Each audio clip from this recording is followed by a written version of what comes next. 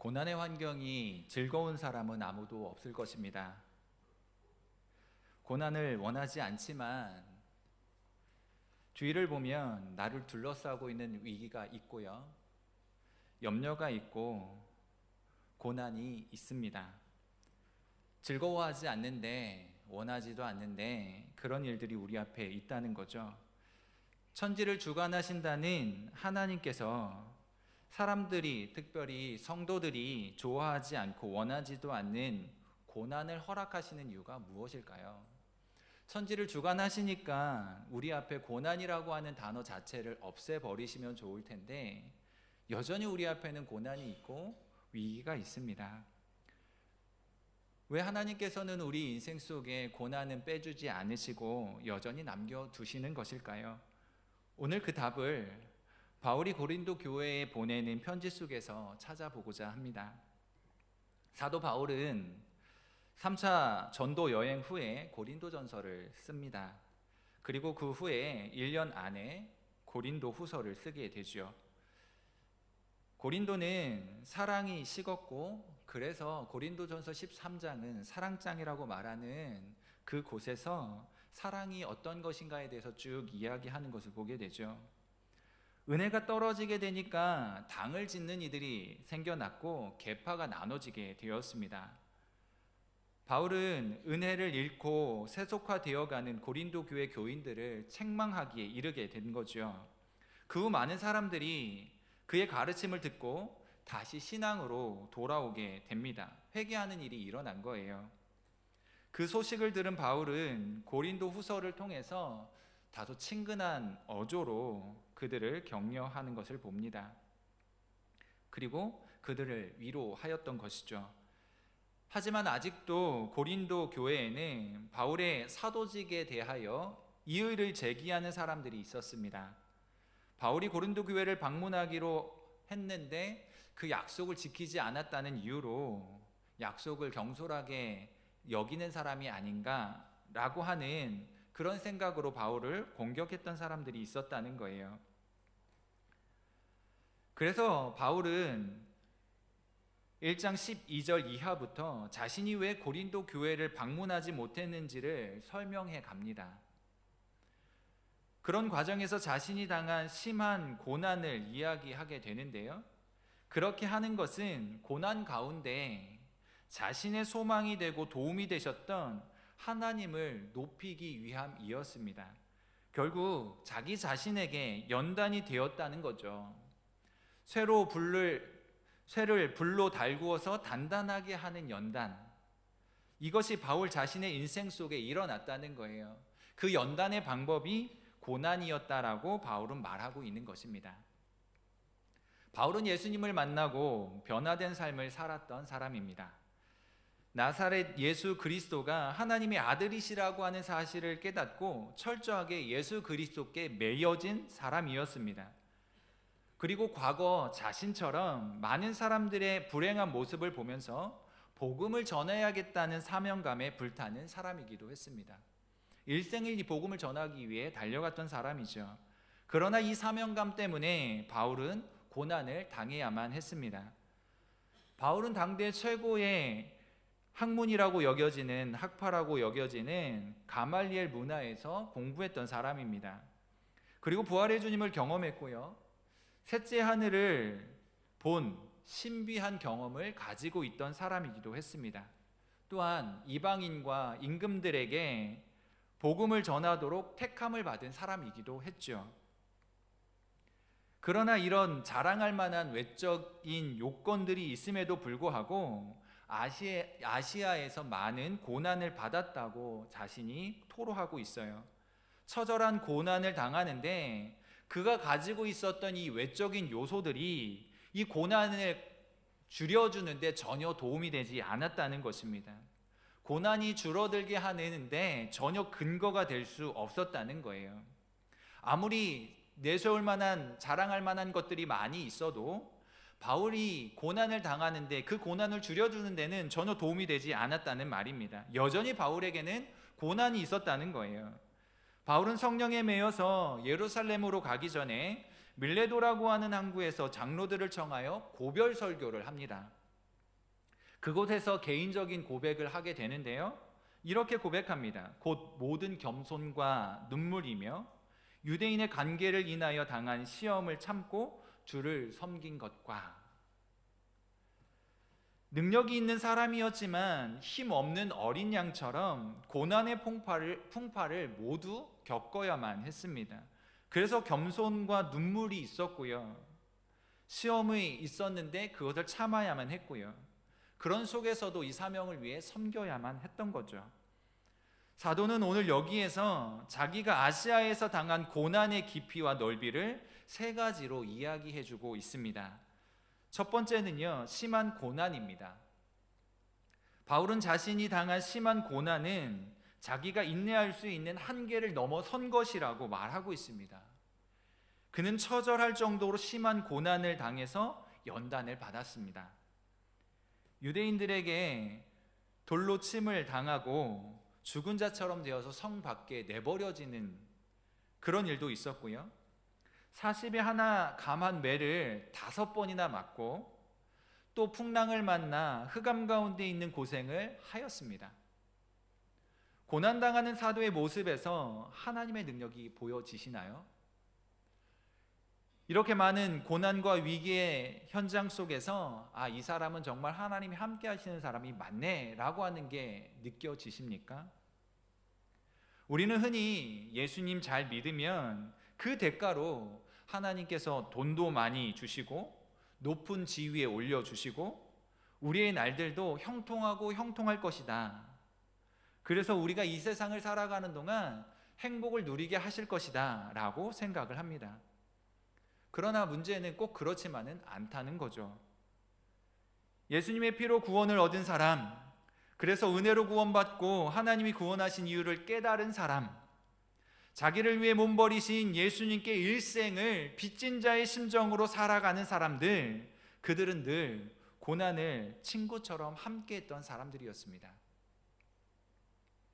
이 놀라운 진리를 깨닫고 하나님을 위하여 살아가는 사람임에도 불구하고 그들의 인생 속에 고난은 늘 친구와 같이 지내듯이 살아왔다는 거예요. 그리스도의 십자가를 알고 하나님의 구원의 계획이 무엇인지 깨달은 사람, 우리의 인생을 누구를 위하며 무엇을 위해야 하는지 깨달은 사람, 그렇게 고난이 친구이고 외로움일 수밖에 없는 그런 삶을 살았던 사람이었습니다. 그것을 우리는 일컬어서 사명이라고 부르는 거죠. 사명이 있기 때문에 고난이 있고요. 이 사명이 있기 때문에 그와 같은 길을 마다치 않고 걸어가게 되는 겁니다. 그가 그렇게 고생을 한 이유는 오직 하나, 예수님으로부터 받은 사명 때문입니다. 이 세상의 이방인들과 임금 앞에서 예수가 그리스도이시며 그분 밖에서는 누구도 구원 얻을 수 없다라고 하는 그 사실을 전하기 위함이었다는 것입니다. 하나님께 사명을 받은 자에게는 이런 고난이 기다리고 있는 것입니다. 두 번째는 살 소망이 끊어지는 고통입니다. 바울이 당한 연단은 또한 살 소망이 끊어지는 지경에 이르는 그런 고난과 고통이었습니다. 더 이상 희망이 없고 그 환경 속에서 살아날 소망이 모두 사라진 속에서 철저한 절망을 경험하게 된 거죠. 그리고 그가 이렇게 고난을 당한 것은 아시아에 사는 영혼들에게 예수 그리스도의 사랑을 전파하기 위하여 당하는 것이었습니다. 사도 바울과 같이 우리 역시 환난의 연단이 워낙 강력하고 우리가 견디기에는 너무 오래 계속될 때 아무 희망이 없는 것 같은 절망 속에 빠지는 것처럼 들어갈 때가 있습니다. 환난이 심해지고 계속해서 이 강력하게 우리에게 찾아올 때 우리는 견디기 어려운 거죠. 계속해서 이 일들이 진행될 때, 계속해서 고난이 올 때 절망 속에 들어갈 수밖에 없다는 겁니다. 하나님이 단지 일꾼으로 부르셨다면 일을 잘하게 하실 것입니다. 단지 일꾼으로만 부르셨다면 일만 잘하게 하시면 되는 거죠. 그런 하나님은 하나님의 사랑하는 자녀로 부르셨습니다. 그래서 하나님은 그들의 생명의 근원이시며 영과 육의 아버지 되시는 하나님을 전심으로 전적으로 의지하기를 원하시는 거예요. 단순하게 일만 하는 일꾼으로 부른 게 아니라 하나님의 자녀로 부르셨기 때문에 하나님과의 친밀한 사랑 속에서 하나님만을 의지하고 하나님만을 바라보게 되는 사람이 되기를 그렇게도 원하신 거예요. 그래서 쓰라린 고난을 통해서 그 고난을 당할 때 연단의 도구로 사용하시는 거죠. 그들이 진정 사랑해야 할 것이 세상에 있는 것이 아니라 오직 하나님께 있다라고 하는 사실, 눈 돌려 바라보아야 할 것이 세상에 있는 것이 아니라 오직 하늘에 계신 하나님만을 바라보기를 원하는 하나님의 마음이 여기에서 절절하게 경험된다는 것입니다. 하나님만을 의지하도록 만들기 위해 이들에게 고난을 주셨다는 거죠. 그래서 삶의 자리, 현장, 사명의 자리를 주시는 거예요. 우리가 살아가는 이 삶의 자리와 삶의 현장, 사명의 자리는 고난이 끊이지 않고 계속 찾아오는 현장입니다. 그 속에서 내 힘이 아닌 하나님을 의지하고 하나님을 믿음으로 하나님과 친밀한 관계 속에서 해결해가고 살아가도록 그렇게 우리를 부르고 계시다는 것입니다. 세 번째, 바울은 사형 선고를 받은 것 같다고 고백합니다. 그는 한 걸음 더 나아가서 이 환난 속에서 죽게 하는 것을 하나님의 뜻으로 생각할 만큼 하나님께서 철저한 고통 속에 자신들을 두신 때가 있었음을 고백하는 거예요. 어쩜 이와 같은 고난과 고통을 내 앞에 두셨을까 싶은 심정이 들도록 철저하게 그와 같은 고난의 현장에 두셨다라고 하는 것입니다. 죄를 따라 사는 사람에게는 곤고하고 고통스러운 때가 있겠죠. 그러나 그렇게 죄를 따라 사는 사람에게만 이와 같은 곤고와 고통이 있는 것이 아니라 주님의 뜻을 따라 살고 주님의 순결한 신부가 되기 원하는 사람에게도 이런 고난이 다가온다는 것입니다. 누가 그리스도 예수 안에서 자신은 아무 희망이 없는 사람이라는 것을 발견하는 사람입니까? 누가 이와 같은 진리를 발견하게 되나요? 거룩한 길을 걸으려고 하는 성도들, 나 같은 죄인을 위해 주님이 십자가에 죽으신 이유를 깨달은 사람들, 그 사명 안에서 자신의 존재의 이유와 목적을 발견한 사람들, 그들이 많은 고생을 하고 살 소망이 끊어지는 경험을 하게 되는 거예요. 그리고 자신에게는 아무런 희망이 없다는 거룩한 절망에 다가가게 되는 거죠. 사명을 따라 살아갈 때 자신의 힘을 넘어서는 견디기 힘든 고생, 살 수 없는 소망이 모두 사라지고 하나님께서 여기에서 자신의 생명을 거두실 것만 같은 때, 그런 때를 마주하게 된다는 것입니다. 예수님 때문에 잘 먹고 잘 살고 싶어하는 사람들은 참 많이 있어요. 우리 가운데 잘 먹고 싶지 않고 잘 살고 싶지 않은 사람이 누가 있겠습니까? 100이면 100 다 그렇게 살길 원하죠. 그런데 나는 죽고 예수는 사시고, 나는 이 세상에 잊혀져도 그리스도는 오래 기억되길 원하는 그 일에 힘쓰는 사람들, 그런 사람들이 매우 적다는 것이 안타까운 것입니다. 우리가 살아가는 이 세상 속에 내가 드러나는 것이 아니라 예수 그리스도가 드러나길 원하고, 내가 기억되는 것이 아니라 예수 그리스도가 오래 기억되기를 바라는 그런 사람들을 얼마나 많이 보십니까? 눈을 들어 산을 보라, 어지러운 세상 중에 곳곳마다 상한 영의 탄식 소리 들려온다. 빛을 잃은 많은 사람, 길을 잃고 헤매이며 당자처럼 기진하니 믿는 자여 어이할꼬. 이와 같은 세상 속에 우리 믿는 자들이 어찌하면 좋겠습니까? 내 이름을 내기보다 예수 그리스도의 이름을 드러내고, 내 이름이 기억되기보다 예수 그리스도가 기억되도록 하는 그러한 드려지는 삶이 요구되는 것 아니겠습니까? 하나님의 부르심에 반응하며 사명의 자리에 서실 수 있기를 바랍니다. 왜 하나님께서 사명의 길을 걸어가는 사람에게 심한 고난을 당하게 하시고 살 소망까지 끊어지게 하시는 것일까요?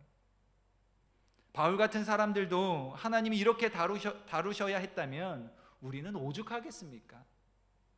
우리는 오늘 바울의 모습 속에서 심한 환난 가운데 있는 지극히 연약한 한 인간을 발견합니다. 우리가 존경하는 사람이라고 추앙하고 그렇게 기억하고 있는 바울이지만 오늘 본문 속에서 바울은 처절하고 처절한 연약하고 연약한 한 인간에 불과하다는 거죠.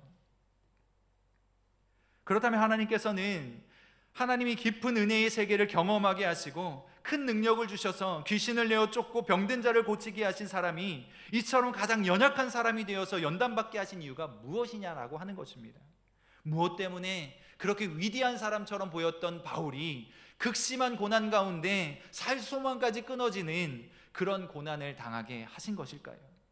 그는 환난을 당한 후에 하나님께서 자기를 그 치열한 연단 가운데 두신 이유를 깨닫게 되었습니다. 첫 번째는요, 자기를 의뢰하지 말고 하나님의 능력을 의지하게 만들어 가시기 위함이었다는 거예요. 우리는 너무나도 쉽게 우리 자신을 의지합니다. 하나님이 싫어하시는 것은 씩씩하게 하면서 살아간다는 거죠. 하나님을 의지하지 않고 살아갑니다. 그들이 의지하는 것이 무엇입니까? 재물과 건강과 재능, 우리에게 주신 것들, 우리가 가지고 있는 그것들 누가 주신 거죠? 모두 하나님이 주신 거예요. 그러나 우리가 믿고 의지하는 것들은 주님이 한 번 흔드시면 모두가 떨어져 버리고 마는 거예요. 강한 태풍이 불어오면 알알이 달려있던 대추의 나무의 대추가 다 떨어지는 것처럼 하나님께서 강한 태풍을 한번 흔들어 놓으시면 떨어지고 말 것들이라는 거지요. 그것들을 의존해서는 우리가 이 땅을 온전하게 살아갈 수 없다는 것입니다.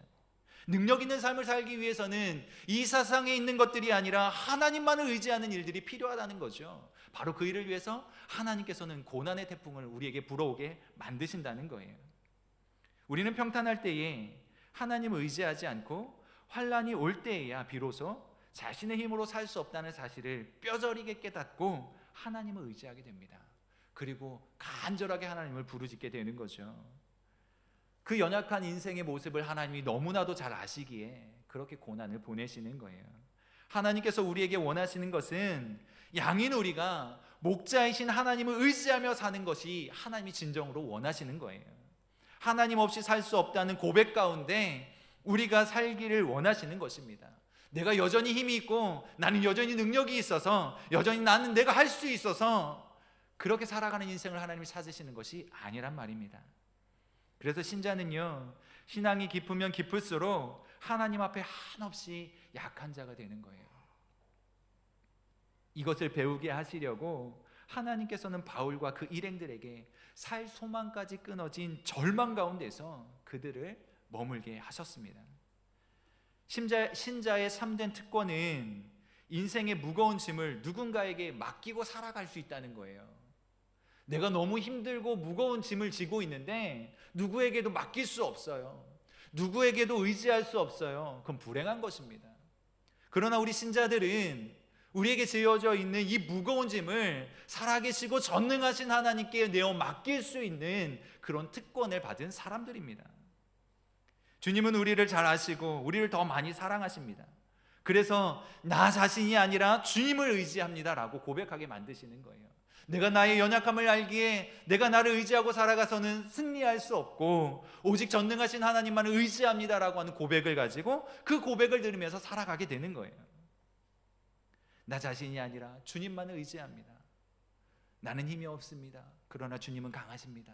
주님 나를 붙잡아 주십시오. 주님 나와 함께 해주십시오. 나를 위로해 주십시오. 나를 도와주십시오. 나를 일으켜 주십시오. 주님만이 하실 수 있습니다. 이렇게 고백할 수 있는 사람들이 신자요 성도들이라고 하는 것입니다. 두 번째, 다시 살리시는 하나님의 능력을 경험하게 하시기 위해 그렇게 하신다는 거죠. 사명을 품고 죽기까지 충성한 바울과 그 일행은 깊은 절망과 좌절을 경험했습니다. 그리고 그 자리에서 하나님의 능력을 힘있게 되었습니다. 하나님의 위대한 능력을 의지하는 것을 배우게 하시는 것이죠. 인간의 모든 소망이 끝나는 그 지점에서 사람의 생각을 초월해서 역사하시는 하나님의 역사는 비로소 시작된다는 거죠. 기억하시길 바랍니다. 인간의 끝은 하나님의 시작이 됩니다. 내가 더 이상 할 수 없고 모든 것이 끝난 것처럼 보여주는 인간의 끝은 하나님이 비로소 일하기 시작하는 때라고 하는 거예요. 우리가 은혜 안에 살기 때문에 평탄한 길만 주어져야 한다고 생각하는 것은 우리의 독단일 수 있습니다. 우리의 부패함과 욕심은 주님이 주신 사명을 자신의 욕심을 채우는 기회로 삼으려고 호시탐탐 노리고 있는 거예요.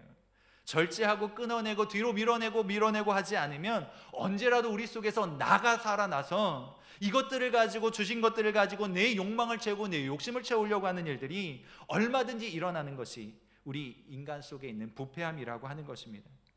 하나님께서 우리가 연단의 고통 속에서 그리스도와 함께 죽는 것이 무엇인지를 경험하길 원하십니다.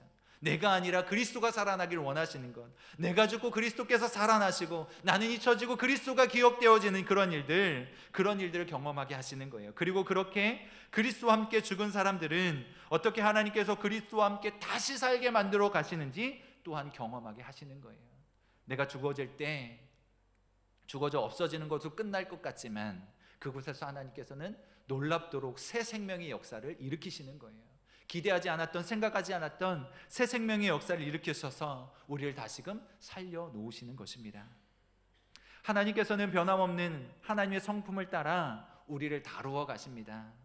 우리가 어떤 공경에 처해 있든지 하나님께서는 그 가운데서 우리를 연단해 가시는 거예요.